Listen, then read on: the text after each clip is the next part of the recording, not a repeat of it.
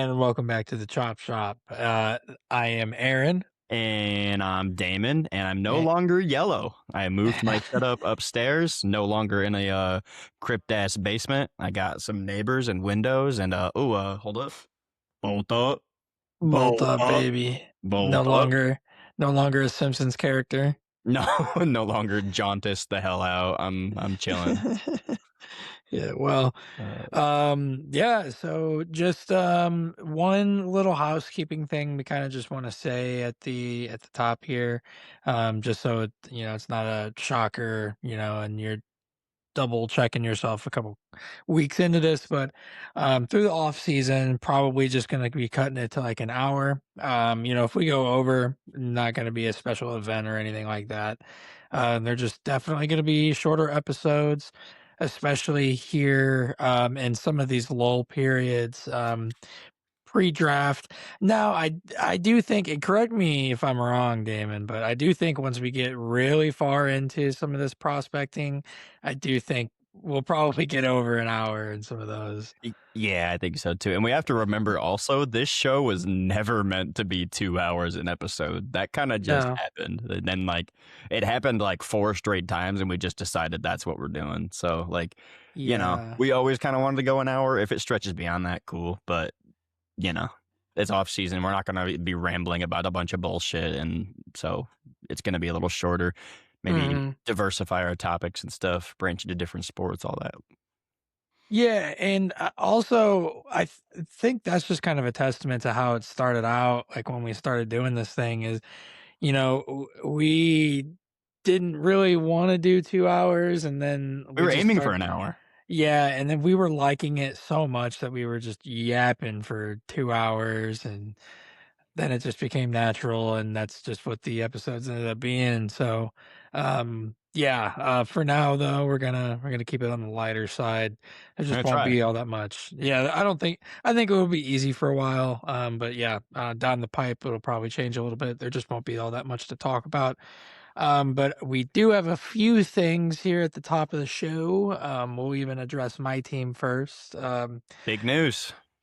Huge Big news, news. actually. I can't even fathom how big of news this is because genuinely, like, if we're talking impact players from last season that I think had you can go the underrated route if you want, or really, you don't even have to go that route. You can just go genuine impact that they had on the team. He's Drew Dahlman's in my top 5. Like, I was a little iffy on the contract, last free agency. We overpaid quite a few guys, Grady Jarrett and Odengbo. Those are some pretty big contracts. So I wasn't as worried about the Dahlman one, but it was still a big price tag. But he just immediately proved that it was worth it, man. And it's been, other than quarterback, center is another position that Chicago's been trying to figure out for a long time. Offensive line in general, but especially the center position. And then you finally find the guy. He's pretty young still. Just got done with 27. his first, yeah, just got done with his first contract, and then now he's retiring at 27, after he produces a really good, year for you, and, man, it's just a heartbreaker. Yeah, it sucks too. I mean, for as unvaluable as people say centers are, I just think that's kind of like it's really difficult to find a good center. And like when you sign Drew Dahlman, I feel like the general idea of him as a free agent was like, okay, there's really not many good options out here. We're gonna get like a decent floored guy who's gonna be a role player at center since we need so much help. And then in 1 year transforms into like one of the best values probably of free agency last year, like Yeah. definitely one of like the top five values, and he just to see it go so well and then to end so quick is devastating. Yeah. No, it definitely sucks, and, I always try to think about, like, you know to me, the one example you have of center being its own very unique position and very, you have to have a unique skill set to do really well at it is like how many even good, like really good guards have been shifted over to center and it just like really didn't work out. Yeah, it's not Like, exactly something you can just do. And I feel No. like the center, like, usually needs to be the guy, like, calling out, like, blitzes and adjustments and stuff too, and like, do if having somebody else do it just never works as well. Like, when the Chargers lost Corey Linsley, who was considered, like, the best, if not a top 3 center in the league at the time, like, we really started hurting. Like, those were part of Justin Herbert's, like, first 2 seasons is him having such a, like, stable center, and it really made a difference. He dealt with a lot of clean pockets, and that's just stuff that we don't get now that our center game is so weak, and Yeah, I would so I go for mean, Adalman. just being a being an outside third party, just so we don't have any bias. Are you are you going premier once again with center, and throw in a major part of your cap space towards that position, or are you I think it's still worth it. you? Yeah, Like, I if I there's a mean, guy who's good enough, like, I mean, like, obviously, like, the belle of the ball right now is Tyler Linderbaum, didn't get tagged yeah, by the Ravens, like, obviously, like, if he's asking for, like, 25 million or whatever, like, I'm totally giving him that. I think it's yeah. super important to nail that down, and if you're getting a guy who's definitely at the higher end, you should probably do it, and there's a lot of guys that are getting, like, cut who are probably gonna be, like, decent role players, and they're probably worth the money too, but I'd be trying to aim high. I've seen what it's like having the best center in the league, and it makes a difference. Especially considering the fact that this team, the Bears, just like flipped the entirety of their run game. Caleb's time to throw. This offensive line just reshaped so much of what this offense was.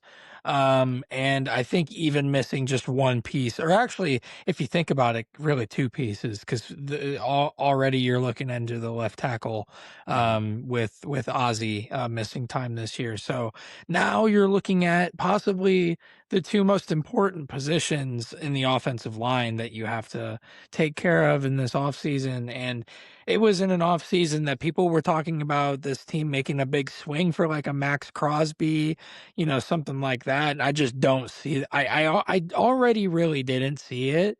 And now I just Now it really would be don't reckless. see it. No, absolutely. I don't see it at all now. There's no reason. Yeah. Yeah, I agree, especially with the options, like, at edge on the market, like, there's no, like, premier guys like him, but, like, you could sign, like, Boye Mafe or Owe for, like, less money than that, and then like, you could take that entire Dahlman contract and just give it to, like, Owe probably, and you'd be good, Yeah. and, like, that wouldn't completely solve your issue, but then you'd still have room to fix the offensive line too, and, I don't know. I will say, like, the one, like, decent, like, the saving grace for this is, like, if you're gonna have any quarterback that's gonna be able to deal with, like, instant pressure up the middle, it's gonna be Caleb Williams. Like, Yeah. the way he can navigate pressure out of that and, like, to just to go nutso and then to get out of anything right up, he's really good at that and one of the best at doing that probably. Yeah, that is why, and I'm glad that you brought that point up. That is why I personally am not taking the premier route for center here. I'm not really. I don't think you have to go Linderbaum. Uh, it's not Linderbaum or bust in my opinion, but um, I think a cheaper route could be Connor McGovern. I don't know for an absolute fact that it's going to be financially all that cheaper, but I believe it probably will be. Um, I do know that this draft class is supposed to be pretty edge heavy. That's why I'm not as worried about going into free agency for an edge. Mhm. I do think maybe a Bradley Chubb is something that you can explore. I like it. I I like don't. that. Yeah, I mean, I don't think it comes with a hefty price tag, and it's definitely a step up from what you've got. Austin Booker brought some elevated play last year, a little bit more than what some people expected. For Yeah. some reason, I always saw it. Don't know why, but it just You happened. did. You were, like, weirdly I infatuated with Austin Booker. I was just, don't like, know why. waiting for him to, like, fail so that you would stop talking about it. But it was like, "Oh, shit, he's actually kind of a decent role player. Where'd this come Ended up from?" And ended up kind of working out. yeah, you were right. So You saw something. yeah. So yeah, I just think there's way too many holes to try to put all your eggs in one basket here. Yeah. And I said this same exact thing about like a Max Crosby trade before. Same situation. There's just too many things you have to worry about. Yeah. And how many safeties is this team losing in free agency? I think it's Enough. 5. Enough. It's crazy, man. Yeah. I chart bolt up, baby. I think they should put their eggs in this basket if he's willing to come out. I really like the idea of him. I think we need to figure something out at the guards because we cut Mekhi Becton, and I guess Zion's probably going to get priced out, so he's going to end up being a free agent and not coming back. But I that interior was always going to be a problem anyway. I want to fix it. Like I want to like a near permanent fix if we can. It just after having the worst center in the league this past year and the year before that, it's too painful to watch. Herbert needs to like he's really good at working pressure along the edge. Like he knows he can just either like scramble out or step up, no problem. He can do that any day. It's just interior pressure. He's just not as good at it, and we need to shore that up. One guy I have actually been thinking for the Chargers for a while, just for a little bit of leadership in a set of positions, like Joel Bitonio, I think would I be like really that. cool. I know it's not a good long-term option, obviously, with his age, but I think it'd just Yeah, I be don't even really care about cool. that. Like I'll take No, stopgaps, honestly. Like yeah. anything's better than what we had to do with last year. Like if we got to replace him again the year after, whatever. You kinda need that, and I also kinda think that you need a little bit of leadership in this area as well, with you having such, youthful talent, within the Yeah, offensive even the line. good ones are like sub 25 or whatever. Yeah, exactly, and I think that's, for me, I think that's something that is kind of undervalued, a lot of times. I think it is really valued when it comes to the quarterback position because the impact on that is so obvious and immediate, but really, I think it just helps really, anywhere. Yeah, I gotta agree with that too. Yeah. But that's the Bears news with Dahlman. Super sad. Maybe like have you heard anything specific? Did he just like I mean he decided it I was have for health not or whatever, but like I I mean, have I guess not heard anything specific. I do know, I mean, and this is external, that I'm just pulling from my own personal, here is I do remember people talking about his numbers dipping, the last few weeks of the regular season into all of the postseason. I don't know if there was some sort of long-term injury he was nursing, if there's something personal that was going on, if I don't know. yeah. It really could be so many things, and you know what? I'm actually gonna go out and I'll call my fan base out on this.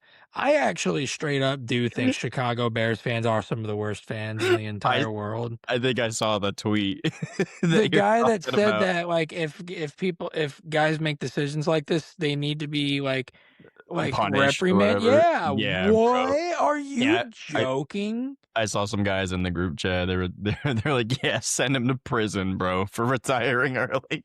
Like, that was such a dumb tweet. What? I could No, that is ridiculous, I and knew I'd that hear about that one because it was just oh, it's so much. bad. Yeah, it's like you're clearly talking out of passion and whatever. So that you're mad, whatever. Get it out, I guess, but that's just stupid.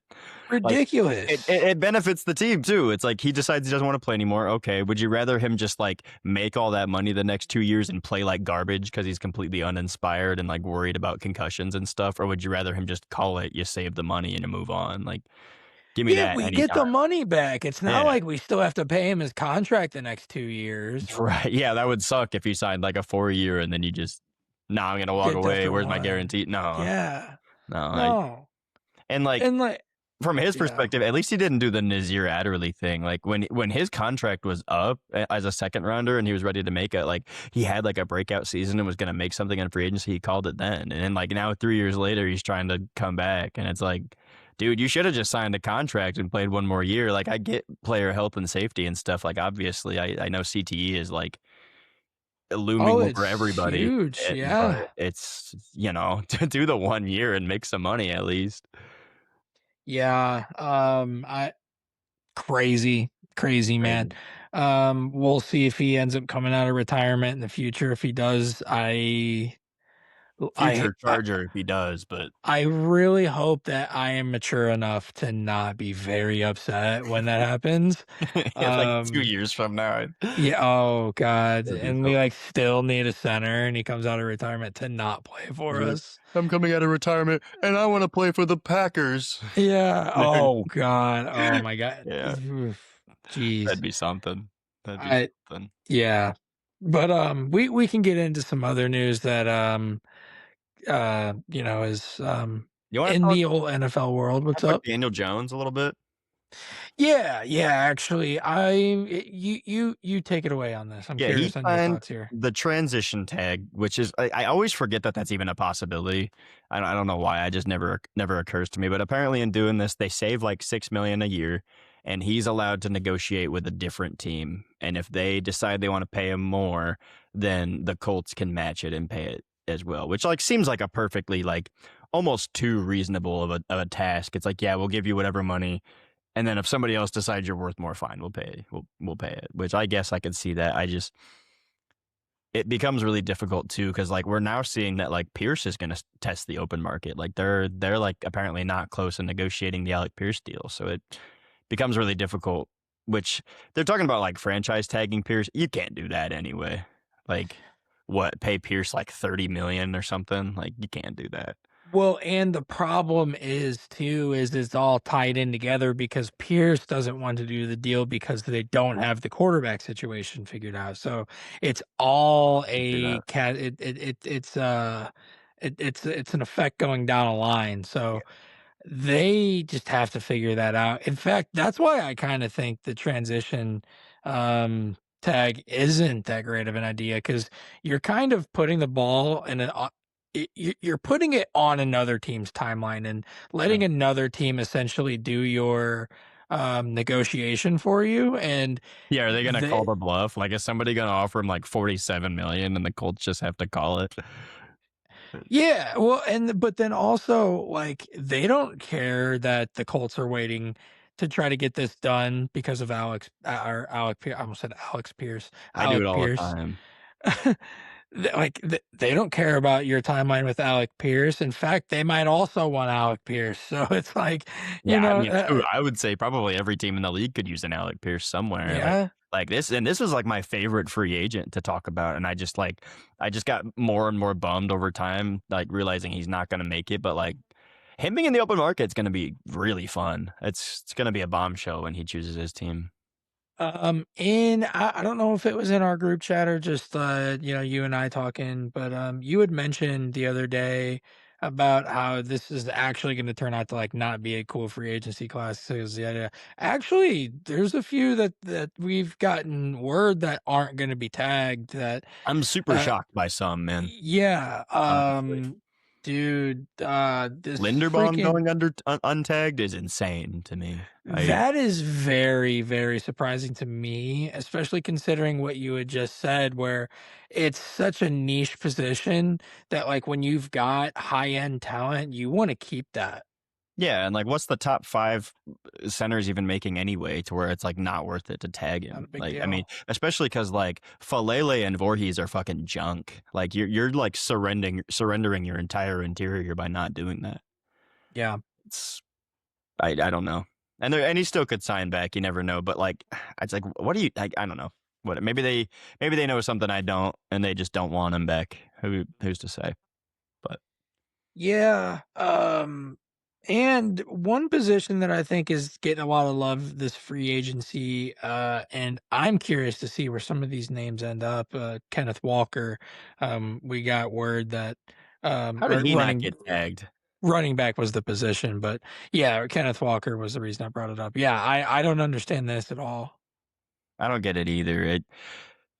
Like, it's just he's clearly in his prime, and you see what he can do when he's not part of, like, a running back by committee, and Yeah. I don't see how that doesn't seem like it's worth it to you, to like a team, to like you'd rather you'd rather replace him than Charbonnet? I don't get that, but I wanted to maybe they even just really like Charbonnet, and he has produced yeah. when it's been just Charbonnet, so maybe that's how they see it, and they can just make it work with whoever, but he's gonna be a really exciting sign too. I wonder, I mean, we'll see where he goes. I almost even was, like, gonna say, "Oh, well, you almost have to say it was better without Charbonnet," when, like, that's that's an understatement. You don't Yeah. even have to put it that way, like, he was hands down, like, he looked better. He was more impressive to me, Yeah, when by it was just far. him out there eating, in the playoffs. I mean, uh, there's a reason he was the Super Bowl MVP, and I understand he didn't score in that game, but, I mean, you even made the point during the game. There's no way you don't give him the MVP. He's just the entire offense in this game. Yeah, I agree, like I was thinking like, I'm thinking too, like, if I'm the Chiefs and it's so cliche to talk about, like, running backs and stuff, like, people are really hoping that, like, Jeremiah Love falls to him. Fuck it, man. Get Kenneth Walker. They did end up just cutting, Juwan Taylor today, so, like, they're saving the money, and, like, I feel like just just go get Walker. Don't even worry about Love falling to you. He'd be sick on the Chiefs, I bet. Yeah, But and, I mean, the Eagles just showed, like, 2 years ago that, you know, yeah, a very elite running back very well might be the difference. even Um, Derrick Henry, man, like, he yeah, took to the Ravens to a whole new level, got Lamar back to a well, not back, I guess he already but he had, like, a way more electrifying MVP type season the season before, up to the point where he was really looking nasty now that they had a guy to rely on behind him. yeah. Do that, but So, we'll see what happens there, but I'm very surprised to see what's kind of transpiring so far. There was another one that you had listed that you wanted to kinda poke on. that didn't get tagged? Yeah, I don't remember Who was I talking about? offhand. Um, I mean, I guess Trey Hendrickson, were we talking about him? Like, I heard that he was gonna get tagged, I just kinda thought that that would've been, like, shitty and stupid, so I don't there's I no think it's cool that reason. he's right, like, what are you wasting your time on? I don't know about the ones that didn't get tagged. I know, Breece Hall got tagged. That's who I was thinking of, Oh, yes. okay, yeah, I was gonna say, we were talking about Kenneth Walker not getting tagged. Breece Hall did get tagged. Why? I I go ahead if you have something. this team, the past 2 off seasons, my head is bleeding. I'm scratching it so hard. The last 2 off seasons. I swear I've probably made this take 7 times on this show, and I apologize, but trying to remove all bias, I understand trying to lock down an elite receiver that is, like, proven that they're a number 1, a true threat. Yeah, Garrett Eh Wilson. yes. Yeah, I It completely get that because you need the quarterback and you need him to not be working with junk. So, that yeah, makes sense. and corner, I can y you can make me believe it, I guess, to an extent, but whatever. That one, I was kind of not a big fan on. Now, immediately moving to this the following offseason when, like, there's a lot of question marks behind this team, like, was your first year coach gonna get fired? What are you gonna do with the quarterback that you gave a bunch of guaranteed money to that looks like dog shit? Like, a lot of huge question marks here, and your first thought is, "Yeah, let's just give our running back a bunch of money." Yeah, Like let's just keep the back. The one that we were running, like, a committee with, that we were, like, completely forcing, like, a almost a three-person committee with at times. Yeah. Yeah, let's just franchise tag him. It's like the opposite of the Seahawks, bro. Like, the Seahawks, like, they, like, proved that they can just do it by themselves, and the Jets couldn't, but they're gonna try to, like, build the running game through the aggregate, but also yeah, one. It's so stupid. there's no reason, like, with what the Jets are gonna be doing next year, there's no reason not to just run with Braylon Allen. Like, Yeah, him and, Isaiah Davis. I don't know if he's still on contract, but I'm pretty sure he is, but, like, they kinda wanted to use him later anyway. I And Braylon there's Allen, no like you said, he's reason not to young, do like, he that. has time, like, to go, even if they wanted to give him a contract afterwards if they liked him enough, but I agree, like, what's Hall doing for your team? Yeah, this makes no sense to me. Then again, not a whole lot that the New York Jets have done in the last few years has made a whole lot of sense to me. I really did like the Aaron Glenn hire. Me Um, too. did you see him at the combine? Aaron Glenn. What'd he do? He's falling asleep. Oh my god, bro. There's and everyone's like, dude, you're on the hot seat and you can't That even bru stay. that dude knows who he's taking number 2. He's not even thinking about it. Yeah. Yeah. Yeah, exactly. I didn't think it was like that big of a deal, but No, people I are mean, it's like, kinda crazy, legitimately, but a little going out crazy. there like he's Fernando Mendoza, like, doesn't have shit to do. Right. Like, none of this matters. Oh, Kyler Murray. We didn't really Yeah, touch on this I would either. like to talk about Kyler Murray. Yeah, He got take it cut. away. Nobody wanted to trade for Kyler. I think that's mostly because of the contract. Not really that shocking. I think like lots of quarterbacks are kind of like Russ had to go. Nobody wanted Russ. I don't think anybody's going to trade for Tua. Like no one's going to trade for Kirk Cousins, no matter how many people said that they should try it. Like nobody wants to trade for a contract like that. And I still kind of believe in Kyler though. I don't know that he's like going to be a top 10 or a franchise guy, or if he ever is going to get back to the like Super Bowl or not the MVP level that he was at when like the 8-1 season or whatever. But I think he can be average, and I think you get him on the right team, and he can get some stuff done. But Yeah. happy for someone else. Yeah, shouts out friend of the show, AJ Steelers fan. He made a really good point on this. Kyler Murray and speaking on, no trade happening. Kyler Murray at the price tag he was at, nightmare situation. Definitely. Yeah, I mean, even when it was kind of initially signed, it was already even a head scratcher they had initially. the no video game clause or whatever. Yeah, the jokes about the no video game clause, I mean, that those were firing off immediately. So this contract was always in question. Um, yeah, it's not to say it didn't age well. It didn't, we knew it wasn't gonna be great initially.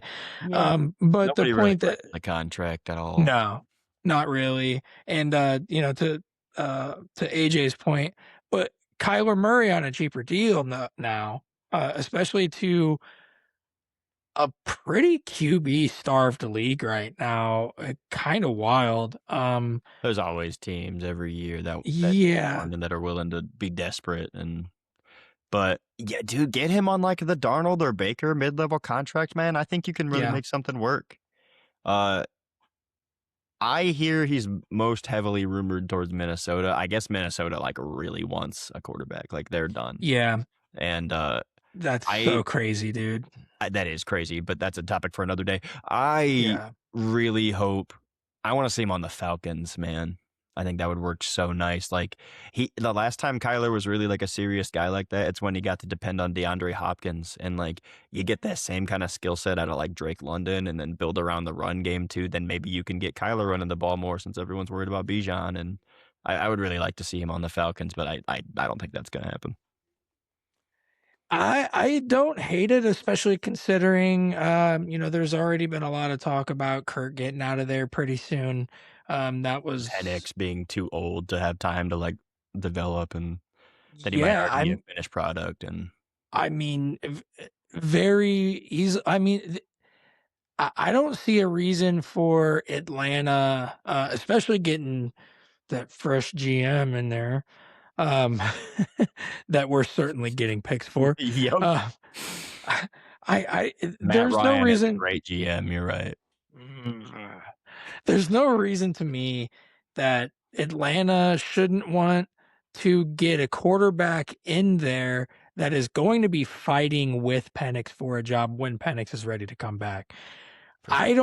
I don't see a reason Penix needs to have a guaranteed job when he's ready to go. I No. mean, he didn't show a whole heck of a lot. He didn't show he didn't completely lose the job at any point when he was playing. Mm. He didn't do anything that said, "I'm a non-negotiable when I'm healthy." He didn't do anything like that. Yeah, So he just I like he's just inaccurate and like his yeah, his ceiling just almost isn't even there. It's like his ceiling is like Jared Goff and it's like that I don't know. Like, no disrespect to golf, really. Like, he's made it work, but betting on that ceiling's just it's not really worth it to me when he's already not Mm. showing the like standard skills to make it work in the NFL. And then also one of the big negatives with Penix was the injuries thing, Yeah. and he's already proving that the injuries are a valid concern Yep. before he's answered the questions that we still have about him. So, no, I think that Which is that's a the whole wonderful reason. fit. Which is the whole reason the Vikings are thinking about moving off JJ. It's like, yeah, what have you shown? Like, I mean, you've had like a handful of moments, but you're always hurt, and you're also not showing us anything. So, like, yeah, We have been it's been proven time and time again now with this league that these windows are very quickly closing, and these teams know that. have the Falcons The had a window? No, you're talking about the No, Vikings. I was gonna. the Okay, Vikings, that yeah, makes the way more. Vikings. You Yeah, know, that last year they had Kirk, the pretty solid team, and then they've, like, hung in contention here, and then, like, that last year with Darnold, really outside of the Darnold collapse, that was, like, a almost flawless team, and then, yeah, now you see they have the one down year, which really, all things considered, wasn't that bad of a year. And now they're scrambling to try to find a quarterback because they know that this window is just, I mean, super small.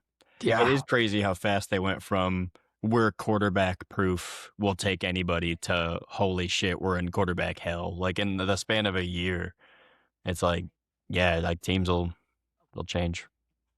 yeah, yes, they will. Any other Kyler fits you like? There's the obvious. No, I think this one gets thrown around a lot because popular team needs a quarterback. And really, that's kinda end of story. That's the only reason this one gets thrown around a lot, but, I wouldn't mind Steelers. I think it's kinda cool. I don't necessarily see a super great fit with him and McCarthy.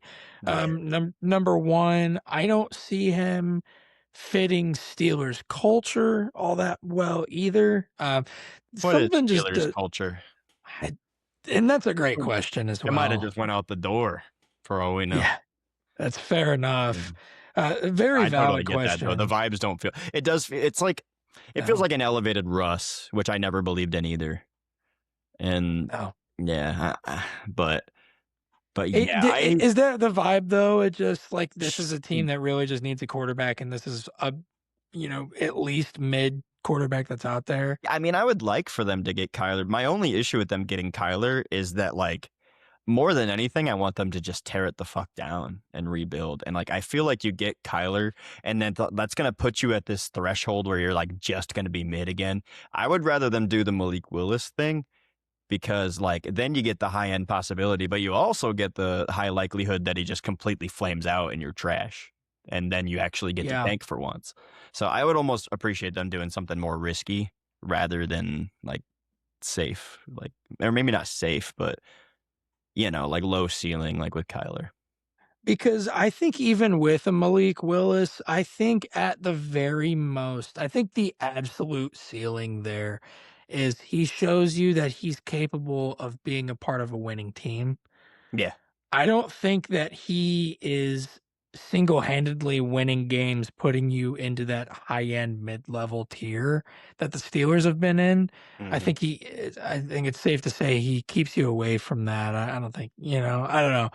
But Right. then again, even if he is winning games for you, I guess, I mean, you That like to is the see goal. that. They Yeah, clearly want to win with McCarthy, but that's just a selfishly. I wish they would be bad for a year so that they could fucking finally do it. one But freaking year, also, man. I talked about like Drake London fitting that D Hop role. I mean DK can Yeah, do it too. So, maybe yeah. maybe he would go there and flourish and I just am being a hater, but Yeah, and I do also think that, this is another dead horse I've beat quite often, but whatever. I'll do it again. I think regardless of what you do Steelers wise, you have to address the receiver situation. yeah. So I think if that is where Kyler goes, I think you need to address that. But yeah. Him and Alec Pierce, bring them both in. Kyler, Alec Pierce, DK. That is I feel like that genuinely feels well. that's like it does, but that's the weirdest, most random set of three people I could think of. Totally. I totally DK, agree. Alec Pierce, and Kyler. Yeah. We Oh, also got news that Anthony Richardson was oh given yeah. permission to request a trade. Any quick ones? We don't have to do that too Uh, long. I imagine he's probably not going to get like a real shot wherever he goes. And I don't know with this one. This does give me Trey Lance vibes for yeah, sure. same. Um, but what's the ceiling on compensation you think here? Next to nothing, personally. I feel like they'd be lucky to get like a fourth or a third because he just, I don't know. Third That is a seems kind of crazy. complicated question because he's young and he Yeah. has all this stuff, but it's like he's also done the injury stuff, which is what's tanked JJ's stock too. And even when he wasn't hurt, he was throwing for like 50% completion. And I think there's a lot. Trey Lance only went for the fourth or fifth too. And Yeah. it wouldn't surprise me if he went for about that as well, especially like breaking an orbital bone. I don't know. I think this is going to be one of those really heavy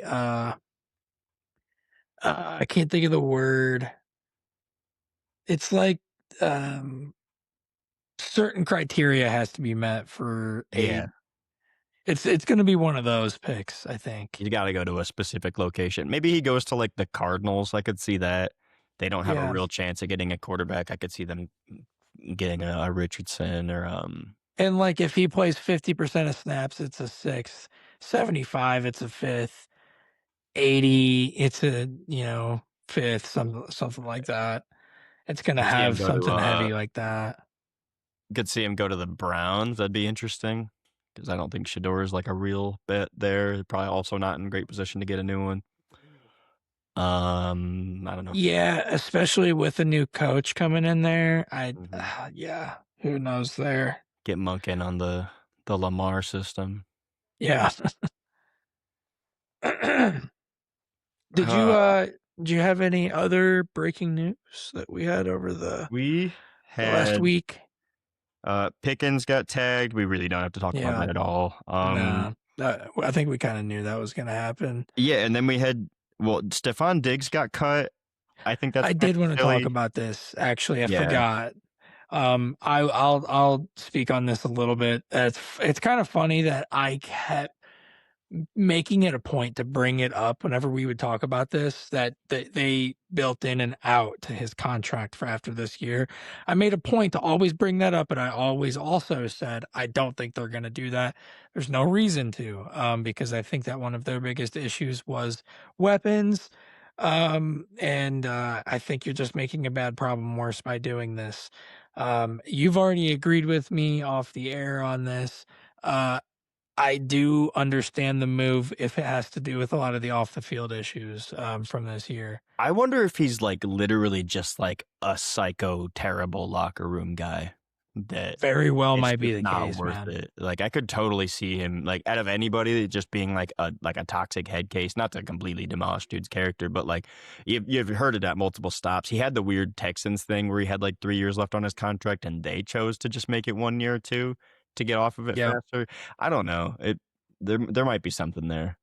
He had a breakup during the Super Bowl. Which is nuts. That's Like, insane. oh my god. I mean, Kind of the reason that for the breakup was insane too. Did you what didn't he get his baby mama, like, really good seats or something like Yeah, front that, row or seats, but like with his child. Like yeah, for his child to see him in the Super Bowl and then yeah, I don't know. crazy stuff, Yeah. man. Like I brought that up at Uh, first. I was like, "Oh, that's crazy. How would he do that when he's with Nikki right now?" And then Asia was like, "Yeah, wasn't his kid watching?" And I was like, "Oh, duh. Yeah, that's of course he would do that." yeah. Yeah, whatever. Yeah, it did and honestly, it very well I I think it just straight up proves that it's just not worth it, and that's gotta be what it is. But it's like Um, sometimes drama just follows people, man, and whether it's their es fault or not, it's you know. especially when think about this. the longer you sit with a player like that, they're a ticking time bomb, and at any moment, you could be liable for something for them financially, and they're fucking Our something up. liability. Right here, you have a very easy way to, like, cut ties cleanly, and after how many close calls they had with him just in the 1 year they had him, Yeah. that very easily could have just been enough to be like, "All right, man. Hey, thanks for the 4 digits and yards. Appreciate you. Have a good one." You were useful. Big up. Yeah, And he exactly. was. Um, he absolutely was. Now going forward, Man, that'd be a sick Alec Pierce team too, man. 100% it would be. Going forward for both, I mean, Patriots have everything to gain, and Diggs has everything to lose here now. I mean, I wonder if he's gonna go anywhere. I mean, I think probably, right? the outcome is Brandon Cooks or retirement, I think, for He's Stephon become Diggs. Brandon Cook. He's either Brandon Cooks or he retires. That's awesome. I think that's kinda where he's at this point, especially with the off the field stuff, if that shit doesn't calm down, and I think there's some stuff that's even unsettled right now, so we might even have to wait some of that out to see if he goes anywhere, but I think I don't know, man. if he's guilty, he's a Chief because they don't give a fuck at all. Yeah. And if he's innocent, he's a Raven because we all know how that goes. And speaking of the Chiefs, we do have another headline. They traded away probably their the second best defensive player on their team, Trent McDuffie. Got quite a Yeah. haul. 4 picks. Part of that was like a fifth and a sixth, I think, but then a first this year and a third next year. Um, I think this just goes to show like where they're struggling. Like the defense just like isn't worth it to be giving him a contract like that. Plus, they just don't really have the money to do it. And Yeah. yeah, I think they just would have rather had the picks so they can start developing that depth and reload. Um, how do you feel about the Chiefs end of this? I love how they have to keep doing this with corners I was just thinking that too. Like they just did this like 2 years ago with Snead, with Snead. Yep. and They keep I having to wonder do it, and if I Snead love like it. completely fell off. I Yeah, wonder. he did. I feel Uh, like McDuffie's more talented than Snead is, so I'm yes. not going to predict his downfall. I think it's probably more Travarius Ward than anything. But I Yes. wonder. I wonder. I also agree. I also think with Snead, it has to do with just being in Tennessee as well. Yeah. That has a lot to do with it, Yeah. because there's genuinely a lot of really good play that I saw out of that guy. Like, I'll Yeah. never forget because he was the one that smacked the ball out of Zay Flowers' hands, right? I don't At the remember. goal line. I'm pretty sure that was him because that was Sure. an awesome play. He's made Um, sick. He's always been like really good. Like yeah. I Yeah, he just went to a team that he shouldn't have been going to. I saw a lot of people, and this was on Twitter, so maybe I shouldn't even be giving any thought to this at all. But it was, oh, Chiefs really thought they were gonna get such and such out of Two this, and firsts or whatever the initial offer yeah, was. and I'm like, I would have thought that if literally Adam Schefter told me that, which he did. Like I'm like, yeah. oh shit, two firsts, not too bad. Or was it Ian Rappaport? I can't remember. But But then also at the same time, it's like that would have been a lot. Like, yeah, that would have been an so overpay. I don't think people were like so I don't know, whatever. That I don't know. That's crazy to try to put that on somebody when it's like, I don't know. That's just wild. Yeah. And the defense has fallen to a certain point where like it's like the Sauce thing. It's not even worth it to have a corner because he's just like, what's he really doing for the money you're paying him? Exactly. They're just Yeah. gonna have to rebuild the like pass rush because it's been getting really inconsistent with like the George Karlaftis and stuff, and Chris Jones ain't getting any younger, and so I could No. see why they would want to do this, get all those picks back, and I can totally see why the Rams want to do this. They invented the "fuck them picks" mentality, won a Super Bowl with it last time, and they're like the one team I think has like is allowed to say "fuck them picks" because they Eh, literally won a Super Bowl with that mentality. But they needed a They needed a corner. He's so bad. desperately bad. And there was a like people were doing mock drafts for this team and saying like above anything they need to get a corner. It would have really sucked if they used that higher end pick to like reach on like a second round graded guy because they needed a corner so bad. So instead they just trade their later first, the 29th, to get a corner that they think is going to be a really stable supporter out there and in the slot pop probably. When we got down to like the final 6 teams last season, I don't think there was a team that was left that had a bigger, more obvious glaring issue than the Rams secondary. And Totally agree. every team they went against in the postseason, they exploited it. I mean, Mhm. Caleb Williams just straight up defiled the hell out of that secondary. I mean, obviously the game didn't end up in the Bears' favor, but he he picked it apart. I mean, every team that faced it did, and I they're so much better.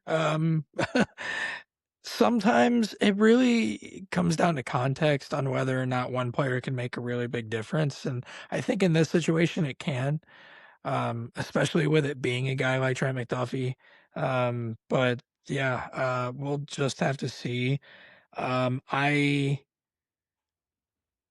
I I give the Rams one more really strong year with how this roster is constructed right now. I Mhm. give them one more really strong year of contention. I think after this next year, I actually think that the age of your quarterback needs to be addressed in this draft. I think you need to draft a quarterback, um, or at At least least start have a thinking about it. shot on. Yeah. Um, yeah, I good.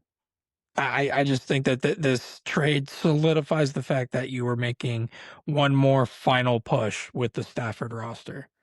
Yeah, I feel like they got the corner addressed and what do they have, like the 14th pick or something? Something in that range. Something like that, I yeah. think if the board falls to you and you get another corner that's worth it, you should double dip and grab another corner. Because like if they can go into the season with McDuffie and then another like first round level corner to really change that secondary, they easily could be Super Bowl favorites. Like Yeah. super, super easily. But if it's not the right guy, then I would say that like maybe you go O line. But other than that, yeah, you're probably pulling on like Ty Simpson with that pick, which might Yeah. be early, but there's a quarterback tax and whether or not you're willing to take it. And I really like Ty Simpson and like one of his biggest knocks is that he doesn't have many games played. So like you could have him back up behind Matt Stafford and work with Sean McVay all you want. And I think that'd be one of the better situations for him to land if you could. But only if you can't get I a corner. No, 100%. I've liked that fit since we first brought it up, about a month or so ago, Mhm. because that's the one major thing about Ty Simpson is he's not a guy that you want starting week 1 or even year 1 if you can help it. Yeah, he's a Um, project for and sure. and this just gives you this gives McVay the first chance to mold a quarterback from his draft day and make him completely his project. He could make it his own sick little freaking like game, and you know he would make it into something like that. Mhm. Just like really mold him into what he wants a quarterback to be. And he has all the time in the world because he's the young guy. I just think that would be such an awesome opportunity that we don't get to see it a lot anymore. That um, that The this guy's developmental guy. exactly that this guy's clearly going into a developmental role or something like that. I thought we were going to get that with Penix, and then it And seemed JJ, like man, like JJ as well, and they didn't want to do that. They wanted to rush to the young guy. I really hope that we're learning our lesson here. or And not. because you know, as much as I just hate him, man, I really think if you would have if Jordan Love would have gotten the typical NFL quarterback treatment, I think he might already be gone. He easily could have been like I feel like people really liked him as a prospect and he could have like jumped in and just taken the Josh Allen path, but it really helped that he got to do what he did. sit back and learn Yeah. behind an MVP and a really high-end offensive mind. He's able to I think J Jordan Love, out of all the people in the league, and I think this is something that can be learned behind, watching a vet like that, especially somebody that's, heavily respected, is Mhm. Jordan Love can bounce back from a bad game like no other. Like, It's 'cause just he has just that. he knows, man. He just knows that, like, turnovers and stuff don't really matter the way that people think it does. Like, and Yep, he knows that, like, sacks are, like, almost damn near, like, equally dangerous, so he just doesn't take those, and then he's more willing to throw downfield because of it, and, yep. yeah, I just sometimes they Uh, just gotta realize, like, you gotta go make a play, and I think Jordan Love realizes that. yeah, for sure. Uh, Also, I think when you have somebody whose job security is so stable like Sean McVay, you can afford to go out and get these guys as developmental guys and not have to, like, reach and, like, continue to add Yep. ammo in the first round because 'cause you're not anywhere near the hot seat, like, not even close. So, Yeah, that's kind of a lot to sum up the Trent McDuffie trade, but just a little bit on the state of where the team's at right now. yeah, They're definitely in, trying to win now and things like that. So, yeah, I I think they're gonna be coming hot and ready next season. Yeah, last little thing, David Montgomery traded to the Texans. Asia's devastated. It's been a very somber house. The first yes, year that they pay attention to football and their favorite player gets traded away off their team. Super bummer. But as much as I get it for the Lions, obviously, it seems like he wanted out. And for the Texans, I really like this. yeah. They've been trying to force a run game for like 3 seasons now, man. I'm glad to see them get somebody who's real and not Mixon, who I never really believed in anyway. And and with Woody Marks having that, like, spark, I think he can be like a Diet Gibbs as well if they wanna, like, make Monty the lead guy and then just have Woody Marks be a situational dude. Yeah, that's the thing I love the most about this is you kind of can get the inverse of Sonic and Knuckles Mhm. with this obviously Woody Marks not being anywhere near as talented as Jameer Gibbs, but just very solid addition there. Now the really big thing, man, is this guy is going from one of the best offensive lines in the entire league to one of the worst offensive lines in the league that seemingly still wants to trade linemen. Don't know what's up with that. Dude, I don't and I like I, the Lions going out and getting, like, Scruggs, who's like, he's had his moments, but, I think on a line that's kinda proven and has people who are still plenty good. I think they can make him work. And Texans, like, I think they have, like, 0 guys from the line that they started, like, 2 years ago or something, and yeah, crazy they turnover. I don't know, man, they're really sacrificing some Stroud years to rebuild this shit. I wonder if this is the right way to do things. And dude, honestly, you're giving it too much grace by even saying sacrificing Stroud years.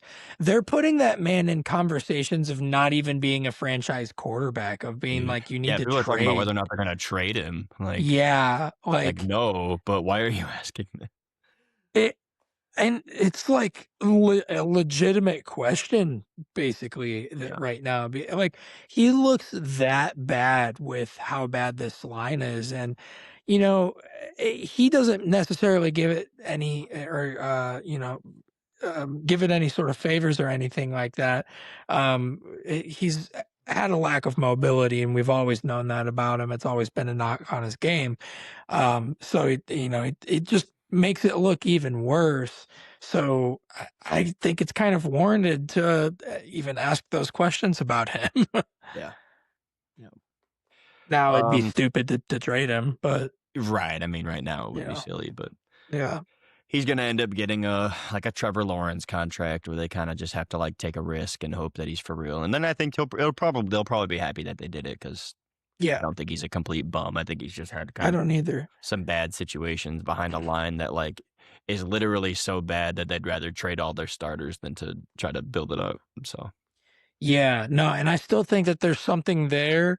One thing I would like to see kind of develop with him over the next couple years is I he needs to get a little bit tougher mentally. It does seem like he can't shake some of that stuff off, and Yeah, that's easier said than done. maybe the humility will get to him. Yeah, hopefully. We've successfully not trimmed this episode to an hour. We're at the hour mark. Do we want to get into some basketball? Do we have some more straggling football stuff we want to talk about? Um, that is entirely up to you, my friend. You can steer the ship, and I I will can ride steer the the ship. waves.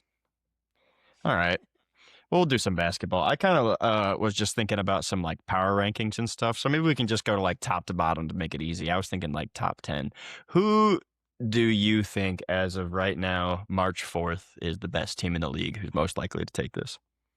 Oh, so you want to go from best to worst? Would you rather go worst 10th to first? I figure we could I just kind don't. of go until the teams that we're talking about. No. I don't know, man, because I have this kind of sectored off. I have a lot of ties Do you want to go by because tier? I Yeah, let's do that's like that's kind of how I have it sectored okay. off. And I'll try my best to rank everything. But a lot of it I do have in tiers. Yeah, we'll be Uh, like we can do like random hopefuls, fringe contenders, and then like finals champions likely to win the championship or something like that. Who would you have in that bottom tier of teams? Bottom tier, like so we're still doing top 10 though, right? If you want to add some other ones. I actually kind of wanted to ask you about because I don't have them in my top 10. They're more like an honorable mention. I hear the Hornets are starting to pick up, man. They're Yeah, starting to look they're a pretty fun good. team. Are they? They're Um, like at ninth or something, right? Like, they're due for like a possible play-in situation, correct? yes, they're getting 31, 31. very very close to playing if they're not in the play-in situation.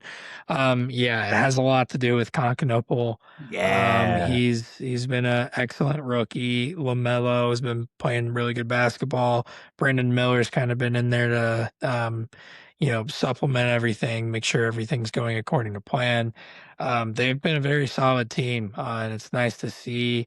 They went on a 9-game win streak for the first time since like 94 or something like that. Yeah, and it's Literally hang insane. the banner. This team has been so bad for Yeah. so long. Oh, they're awful. I'm I seeing it, Canuple has a 43% from three, man. yeah, What the hell? he's unconscious shooting the basketball. Absolutely unconscious. But yeah. Um no, they're a solid team. I would say that they would be not on this list, if we're Yeah, doing, like, top 10 for me. they're But not they're my either. just on the outside of it. I would say them and then, like, the Miami Heat, maybe the Phoenix Suns are the teams just outside, of this list. I feel I like the Heat I are always involved in this play-in fringe stuff. Mhm. Yeah, so this first tier I kinda have here, I really, couldn't trim it lower than 12 teams. Okay. Um, and this first tier I have here is 4 teams, um, 9, 10, 11, and 12. Sixers, Raptors, Lakers, and Rockets. Um, these are all kind of, solid teams within that top You have the 10-ish. Rockets at like 9? Yeah, I've been seeing them, like, in, like, super different spots. Some people have them as high as, like, 5, and then I've seen a lot of, like, 9, 10, or, yeah, like, from what I've seen is they seem like they're really stable on defense, but they just don't have any consistent offensive output other than just, like, fuck it, KD there somewhere. yes. And am I That's feel like Şengün has sort of been, like, kinda fallen mhm. off. Yeah, that's all correct. I would say the most glaringly obvious, issue with this team is the 4th quarter, down the stretch of games, trying to finish games, and a lot of it has to do with what you said that, just the offensive output, they don't have an option, you're getting down the wire on a game, and you kinda just have to rely on KD, and he's not necessarily at the stage of his career where he needs to be relied on down the stretch of every single regular season game. Man, you're getting old. It's just yeah. So Doesn't help that's kind of why I have them there. destroying the team morale, but Yeah. And what you're seeing with where they're kind of stacked, with different power rankings is, you're seeing some people put them at their ceiling and some people put them at their floor, sure. is really all it is. Yeah. And, yeah, I see I had a number here. I guess they're, like, 3rd in, like, defensive efficiency, which is great. Are they still running that, like, super tall lineup? Yes. Do you like, are there any, like do you think there's, like, a certain matchup that they could really take advantage of because of that? If they, like well, not if, but when they slide into the playoffs? Yeah, so those quick little, kind of mid-range jumpers that I think really are the bread and butter of what's left of mid-range game in the NBA kinda Mhm. get taken out when you have that 3 that's a little oversized. Because you have Yeah, him in yeah. the middle and he just able to cut that off a little bit. I think that's really one of the big things that's able to eliminate is you miss those elbow jumpers. So that, yeah, that's what that's kind of exploiting a little bit. For a long time, the NBA was going to that small ball lineup, and, that's when it's funny because we've been jumping back and forth over this kind of bridge over the last few years. We go small ball, big ball, small ball, back and forth, and people don't realize that you just need balance. Yeah, and you need, like, depth and, like, different we had that with OKC last year, and I even, we had some good small, like, ball guys, and, that lineup was good, but I always preferred to see them run out with, like, Chet and Hartenstein, and Yeah, I think there's value to that for sure. yeah. Forcing them to play the 3 game because, like, when the threes aren't falling, you can have a disaster game. Like, it can just get an easy blowout. And, For sure. And, who else did you say you had in this little unless you have more yeah, buckets. I had, Sixers, Raptors, Lakers, Rockets. Another team I wanted to touch on here Did briefly is Raptors. What were you gonna say? I was gonna say, didn't the Sixers lose by, like, 40 the other night or something? Yeah, they're in a really weird spot, and, I'll touch on them in just a second too, because we talked about them with the McCain trade, and, I wanna touch on that a little bit. Now, so the Raptors, there has been this weird consensus that they're actually overachieving, and I really don't understand this because after Brandon Ingram got sent over here, I thought this was gonna be a good team. And I'm finding out the general consensus was that this team wasn't going to be very good, and I'm shocked to be finding that out because that's not where my head was at. As of Is he the right one now, there? Like, the I'd first option say there? so. Scotty Barnes. It it really comes down to a couple different people at the end of the day. Um, he probably is though. I just liked this team at 35 and 26. This is about where I thought they would be at this point of the season. So, um, I don't know. I guess I'm just not that shocked by this team, and some people are. Yeah, I mean, they kinda flew under the radar for me too. I mean, I didn't really, I see him, like, mostly on, like, the outside of these power rankings, but, it's not you can make a run as long as you make it, so Yeah, for sure. Um, but I don't have too much on Lakers and Sixers. Sixers only thing really is I'll clown all day about the McCain trade, but they did have a depth issue at guard. They needed to get one of those guys off the team. They just had oh, they had uh, too t- much. too much. The VJ Edgecombe, Tyrese Maxey, you had McCain, and then you have a team knocking on the door offering you a first round pick. So it's like, And yeah, in a handful of seconds, and you have you wanna reallocate your depth, so I could see that. yeah. Yeah, and Maury's comments are stupid, but I think we already knew he was stupid, so whatever. Right, I mean, that is what it is, like, at least he's honest. If you say Yeah, something shitty and you're being honest, like, I guess you can forgive him a little bit, but, yeah. I mean, And then I like him Lakers, over here. yeah. And then the Lakers, I don't have much on the Lakers, to be honest with you. I don't know what the direction of this team is. They're kind of in between directions, man. Like They're hot and cold, and it's just I can't even weirdly follow Austin anymore. Reeves dependent, and yeah, it's just Yeah, and like, LeBron is awesome. I love the story of like how well he's still playing at his age and this, that, and the other thing. And I've always been a LeBron fan, but really at the end of the day, you don't get the quality of player that the contract yeah. is paying into. Is he like playing at like a 2 level right now? I haven't been. Yeah, and he makes like $50+ million a year. And he just does not perform that way. Wow. I I mean, he's good for 20 a night, 25 and 5. I mean, he's a very solid That's not bad. player, but no, it's not bad at all, but he's paid to be like MVP caliber, and he just doesn't play to that degree anymore. It's just not the case. And I think that that's a big issue when it comes down to roster construction. And I also think that like the upside that you thought you were going to get out of DeAndre Ayton, you're just not getting. Yeah, I heard he's Um, been kind of a pretty big problem there. I don't know what is up with that guy's attitude or really all of the above. Not been a big DeAndre Ayton fan, the past few years though. Yeah, Yeah, he seemed solid that like one Suns year. I'm pretty sure the year they went to the finals yeah, or the West yeah. conference. He was a first overall pick, Yeah, and, I don't know. I not mean, get he's a so solid confused. player, but Yeah, most but, most um, power rankings I was reading through had this team at like 10, and they said there's a clear distinction from them and the 9 teams in front of them or whatever. So for sure.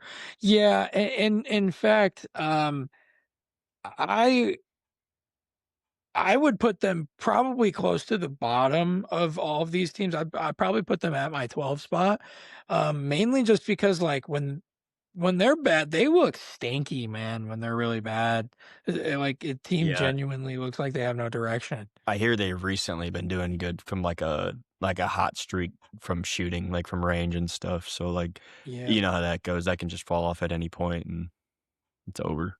So Yeah. we'll see. Um, I can move into this next tier. Again, 4 more teams.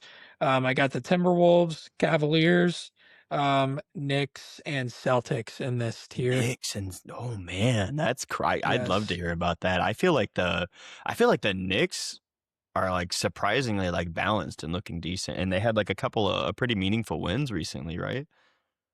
Yes. So they've had some meaningful wins. I've seen them have some stinky losses, 40 point losses, things of that nature. I just Now, see, with my power ranking slash projection that I'm doing here, I am also, projecting into the postseason and things like that. And I just don't think that their brand of basketball has the ability to go the extra mile. I don't think that this brand of basketball has the ability to win anything meaningful. And I think that's exactly why they haven't done anything meaningful in years past. I don't think that you can rely on Carl Anthony Towns to be. I think all you can do with Cat is hope that he doesn't completely mess something up, and then be very pleasantly surprised when he plays some like superior basketball. And yeah, Yeah, I hear you. Like he's capable of like giving the team like a mismatch and stuff, but it's like just not enough to like have him be a real valuable asset. And I think he's like a liability on defense a little bit too. And then like and so is Jalen Brunson. So it just becomes hmm like I kind of agree with you in a way that like if you're just not going to play defense to an like capable level, then it's hard to believe in you moving forward. But Well, and OG Anunoby does supplement a little bit yeah, of them defensively, and it's nice that he's a wing. He's able to, work all around the floor. Having that out there does help, but um, you know, they don't have a whole lot down the stretch of the game that when you want to kind of have a couple guys that you can really rely on when the game is in the balance. And you don't want it to just always have to rely on Brunson, A, because he's so undersized, and B, because a lot of his game, whenever it's in one of these high pressure situations, it can be predictable. He can have a Right. predictable game. And you don't want that. And with Cat, it it's like if you're thinking of the scenario of him winning you a game in a high pressure situation, it's like you can envision it and you can expect Yeah. it to be so, but He it's has those not. moments. Yeah, it's just not something that you are going to be putting your money on at the end of the day. Right. And I think that's a big, just a big reason as to why I would have the Knicks in this tier. That's yeah, that's wild to me, especially after what I've like, I believe you too. I just like I had them all the way up at 3 after that Okay. performance against the Spurs where they Wembanyama like got his, but they forced a lot of turnovers and they like, created a bunch of points off turnovers and stuff. And Yeah. I yeah, I hear they've been on it, but like you make a lot of sense. And I am like pretty defensive pilled, so I get you there too. Like, Yeah. especially after watching my team basically win off defense when they were super inconsistent on offense going into the finals last year, but so I And can totally see that. And to be completely fair, I have them at 5. I have them at Okay, the very top of this group. okay. So, yeah. So they're very close. Who else did you have here? You said you had the Yeah, Celtics here? Celtics, I have at 6. I'm weird on And the Celtics, man. I don't know if they have, like, enough right now, which is crazy considering they were, like, known for being, like, so deep when they won a few years ago, and missing Tatum is a lot, and then also now some of these contracts really kicking in is a big yeah. deal as well. Now, Kata, he's Yeah, I heard about the center. him. Yeah, he's good. He just had a monster game the other night. It's really gonna take, some of these big games from guys like that going forward to really make a difference on this team.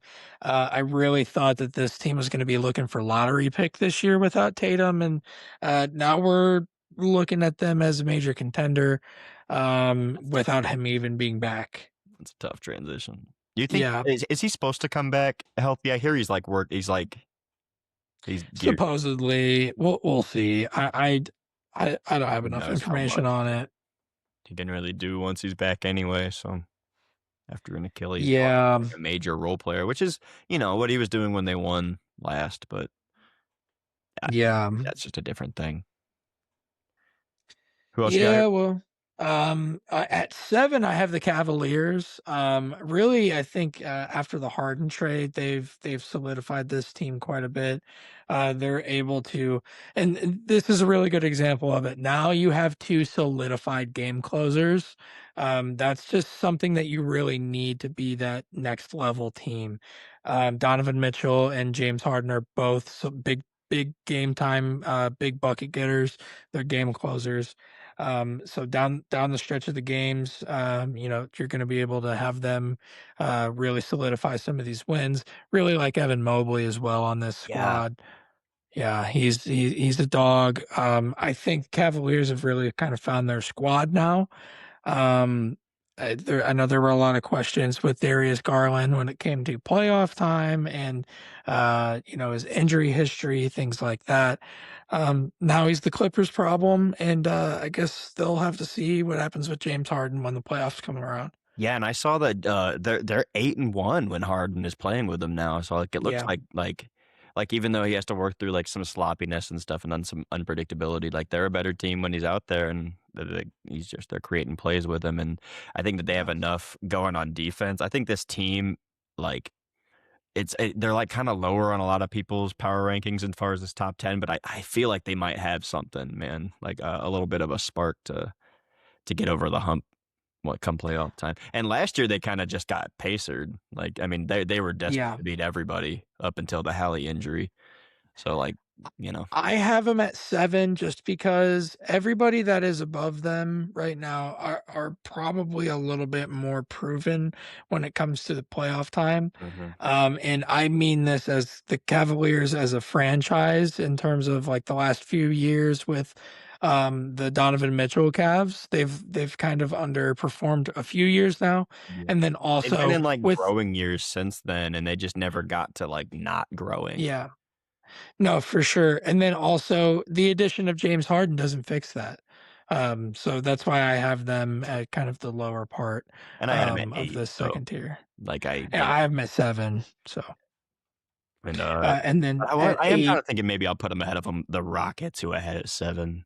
Like, gotcha, I don't know about that one, but and I and then think at you mentioned the Timberwolves as yes, well. that's who I have at 8. I got them at 6. I feel Okay, like they're just so due, man. They, like, have yeah, great series every playoffs.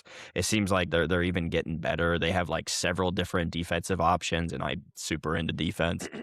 And, yeah. what do you see with the Timberwolves? Yeah, I do like the shout out that they're due. I do I really need to see some of that leadership ability out of Ant kind of come out in the last few weeks and months of the regular season and going into the postseason. Need to see that leadership kind of come out a little bit, and I think that's what they're going to need to kind of push them into that next echelon of teams. And I know that, the additions at the trade deadline, are gonna be huge. As a Bulls fan, that the addition was huge. Um, and I think this is, uh, might be finally time for Ant to solidify his arrival, as Yeah. one of the faces of the NBA. He's been Uh creeping up, man. Yeah, and we've been talking about that for the last 2 or 3 years, but I think this is officially the official, stamping season to do it. Yeah. And I know you're not, like, the biggest Julius Randle guy, so I could see why that might make you a little less on him too. Yeah, not a super big Julius Randle guy, and especially when you wanna talk about, playoffs. In fact, he has the worst statistical drop off from regular season to playoffs in NBA history, I'm pretty Oh my sure. god. It's, like, really bad.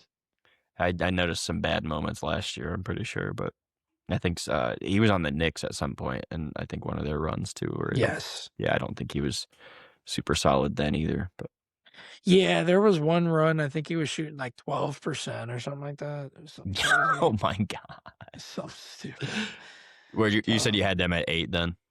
yes. Alright. And then, I'll 2 is go L, they're going all the way. Anyway. yeah. I'll do my top 4 here. This would be my top tier. And honestly, this is almost tier A, tier B, with 4 and 3 Oh, being that beer, and then the top 2 teams I think are kind of separate themselves, independently. Um, 4 here, I'm going Denver Nuggets. Very solid that's team. much higher than I've been seeing. Like, I love to hear it because, like, I mean, obviously Jokic is incredible and, like go ahead. Yeah, I just love the way this team works together, when Jokic is on the floor, how the roster works supplementary, in terms of how it works with Jokic. Everything's kind of a well-oiled machine. Every player works how they're supposed to. Um, the big issue with this team is when Jokic is off the floor or if he misses a game. You can basically chalk that up as an L. Yeah. I Um heard, Jamal Murray's been, like, become better at, like, taking command when Jokic is out now that he, like, actually missed serious time this year, and he got his first All-Star appearance, I believe, yeah? Yeah, and that's not to say that it doesn't work at all without Sure. Jokic. The main problem is just the fact that it's a machine with Jokic, and it has to fall onto one player to be the entire system Mhm. when he's not there. Like with He's Jamal super Murray, he important. basically has to just like run the whole offense, whereas, like, you know, with Jokic, it runs through him. Yeah. With Murray has to kinda take it over Mhm. when Jokic isn't out there. Every other And day rather than a consistent game plan. that's my biggest issue, and the fact that they're at the very bottom of this tier is because it has to go through Jokic, and the fact that Jokic is very obviously still not 100%, coming back from injury. Yeah. The defense is even worse, than it has, than it is. I hear, Aaron Gordon being out is a big problem And there, that's is what I've huge. heard. That's massive, massive, defensively on the interior there. So yeah, that's why I have them at 4. I like that. I mean, I watched them go toe to toe with OKC last year. I'm always terrified to play them. To play like those like outlier type players is always a different type of like fear for sure. And it's tough Mhm. to plan around those guys, especially when Jokic is on and then Murray's also on, like they're probably unbeatable. And Yeah. yeah, but I get the 4 too because it seems pretty consensus that these next 3 were their own like tier of team. You could even put Jokic, the Nuggets as like the 1 tier below if you wanted. But who's your 3? Yeah, 3, I have the Spurs, and a lot of this has to do, I had him at 4. So and that's fair. Really, I uh, 2 and 3 can be kind of interchangeable for me, mainly because of the fact that I think the Spurs do match up with the Thunder very well. It's been yeah, pretty obvious. They've beaten them a few times this year. I think most of the Um, times. yeah, so that's kind of the big thing there. Now, for me, I think that uh, the youth aspect of this team, the fact that they haven't seen a lot of some of these later postseason, games and things like that.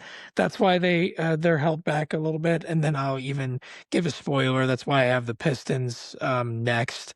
It a lot. I have a lot of that. I weigh that heavily when it comes to the postseason. And that's why I was even kind of a doubter of the Thunder last year, is because I think, They're young. some of that, yeah, some of that youth when going into the postseason, some of the very obvious like holes in your game, become obvious, and teams can exploit those a lot easier. hmm Yeah, I ended up like just sliding the Knicks ahead of them because they were the team that that game planned against Wembanyama and like made him play a little bit shakier and like I think that's the type of like defense you're going to be seeing going into the playoffs. And like you said with youth, like it's going to be his first time really dealing with defenses like that. So as like dominant as he is and how he can like completely erase the paint more or less, like you got to be a consistent scoring team too. And like the two is De'Aaron Fox, right, who also isn't really a Yeah. strong shooter. Uh, and then Yeah, he's Steph streaky. Castleton. Yeah. I Just got he's kind Castle. of spotty. Castle. Yeah. Yeah, Stephon Castle. Yeah. They're solid. They're both pretty streaky. Castle's very young. De'Aaron Fox played for the Kings for a while and I remember that. got sent over to the Spurs, but Light the yeah. beam. Right. That was like a really Yeah. good season. They had to play the Warriors that year. It was the year that they won it, correct? That's a tough So that's a tough yeah. it's a Yeah. really tough break. Wow. Yeah, now the Kings are somehow worse. Crazy. Crazy Yeah. nonsense. But I also like lingering on the Spurs a little bit. I also feel like this kind of is where you draw the difference between who they can get beat by, whether you value that more, or whether you value being able to beat like seemingly the best team. And like they are OKC's kryptonite, it seems like. And Yeah. I think that's probably going to ring true if they have to have a matchup with them. And I could see them moving on. And I think it's nice for the Knicks knowing that if they can get their way through, that they have an answer for the Spurs potentially. But Yeah. moving on from them, you mentioned the Pistons being number 2. I saw a lot of power rankings having them at 1, and I don't necessarily agree. Like, I think it's kind of the similar, like they're a juiced up version of like the Rockets, where they have like a lot of defense, and but then they just rely on Cunningham to do like everything. Yeah, I think, I really think a lot of power rankings, or, like, a lot of the hype around the Pistons this year are, 1, we finally have a Detroit Pistons team that's, like, worth getting excited about, Really and good. it's around the same time that there's a Lions team that's worth getting excited about, and these things just don't happen very often, so I think we're And the trying to build.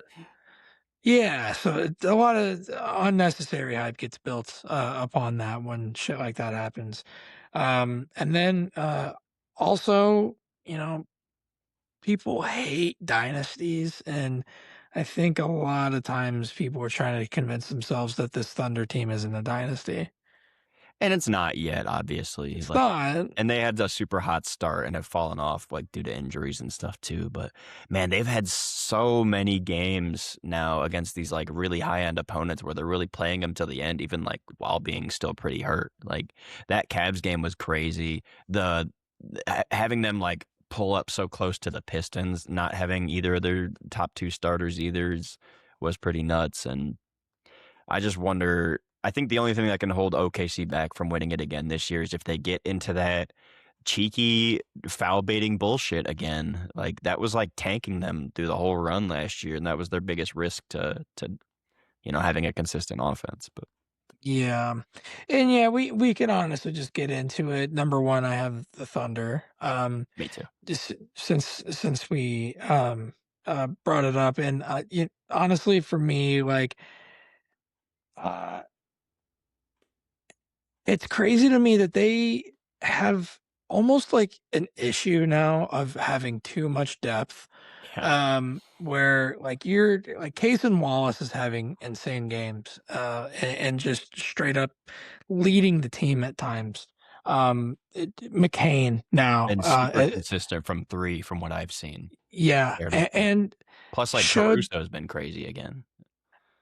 And now you have McCain already showing that, like, he deserves a pretty integral spot in rotation on this team, like, uh, and you have all these draft picks going forward, and they're really running into an issue of just having too much talent to develop and have as assets, Jokic can't even because get in, man. yeah, because I mean, uh, how worth it is it to have someone like a Case and Wallace that could be on a team getting starting minutes, and, are you stunting his Why trade him for development? picks? Even like, Yeah, yeah, like, you have no reason, you don't need the picks. that's Like, true. No, you're yeah, right. it's you're right, though, they've got an abundance, and Yeah. and I'm not, like, guaranteeing they win, but it's really difficult for me to look at any other team as the best team in the NBA, especially when, like, the Spurs don't have the experience, the Nuggets don't have the health, the Pistons don't have enough firepower on offense, and it seems like OK has more than they did last year, OKC, Yeah. and Yeah, and Isaiah Joe is able to he's kinda been on fire until the injury. yeah. He was actually able I to, know like, that was your guy consistently string too. together. Yeah, I love Isaiah Joe. I think he was somebody that was kind of getting, forgotten about for a while, but You were he calling for more was. Isaiah Joe minutes during the finals run, and I, like, Yeah, never even I, like, hardly even, like, because I'm not super into basketball, so I, like, hardly even knew he was on the team, and yeah, you're saying he needs to be the shooter and has been this year. yeah, love that guy. Yeah, d I've always been a truther of his, but no, I don't see a reason to not have them at 1 right now. I mean, they're it almost feels like they're coasting, and they're giving guys starting minutes that might not even be in the rotation come playoff time. Yeah. Like, and it feels like they're coasting into the playoffs. Most teams that had, like, their injury issues they have right now, they'd be in shambles, and Yeah, their top they're 2 options are out, but they're still just plenty like, just as competitive. Like, any yeah. other team, we'd be talking like a Sixers situation where they're like, "Are they even gonna survive?" And Yeah, They're coasting. I mean, they're just straight up coasting. In fact, I think they're even playing tonight. They're down to, or no, they're beating the Knicks. They're beating them 64-53. let's go. I'll probably turn that on once we get off of here and I probably check will that as game well. on. See if we're getting close to the end of the season. I have to actually start getting into basketball. Hey, We'll see what Shea's that's about. playing. Shea has 18 points. Hell yeah. Yeah, baby. I don't know when Yep. J Dub's coming back, but That I do not know. He didn't play today, so oh well. yep. That's our pseudo power rankings. Yeah, and we'll talk more about them once the playoffs are solidified and we're talking about the play-in Yeah. games and all that. But yeah, free agency in the NFL is coming up, and I think we talked about the idea of doing like a Thursday record and then post the same night just so that we can get the most information possible. We'll see if we want to do that. But Yeah. depends on how exciting the tampering period is because they don't officially sign until Wednesday or Thursday, but we always get the news on Monday. And but Yeah. oh yeah, We've got a lot of exciting things coming down the pipeline that we're wanting to work on and stuff. I'm working on some more short videos here and there. So give the podcast a follow on TikTok and Instagram and stuff like that. Um, yeah, I might start posting some too. I keep thinking about it, and I finally got on and I replied to a comment on one of our videos. He's asking me about Mendoza. yeah. Why don't they want somebody like Caleb Williams? And I was like, they do. I'm in I'm charge of glad they shit. know. When no one else. Yeah, it's okay. I'm glad he saw it. I don't know who that was, but he's a cool guy for commenting on our shit. Hell yeah, baby. Hell yeah. Um, yeah, I'm gonna try doing a little bit more of that content. Um, yeah, we've got some stuff we're working on as well. It'll be cool. I'm excited to get into these draft prospects, man. Yeah, We that's should gonna be a consider lot of doing fun. a live for the draft, but I don't know. We might just want to do the regular party like we always do. So Yeah, yeah, we'll have that as well, and get into some of the off-season news and a little bit of NBA stuff. But yeah, yeah, lots of exciting stuff, and and never possibly. NHL stuff. I don't know that. Ooh, You can have like no. 5 minutes when whoever wins the Stanley Cup wins it. Let's go. I'm down. Go. I'll set the Maybe timer. maybe some other guests too, but Who watches yeah, that shit? who I knows? think PJ might. I don't know. We'll see if he wants to talk hockey. Anyway, we can probably get out of here. Absolutely. Well, it was a fun time chopping it up, dude. I've got to find some sort of outro. Who cares? It's been a blast chopping. One day Chop. we'll have a song, and the song will be the outro. But You're right. Ba-da-na, ba-da-na-na, da. that's it. Good night. Peace.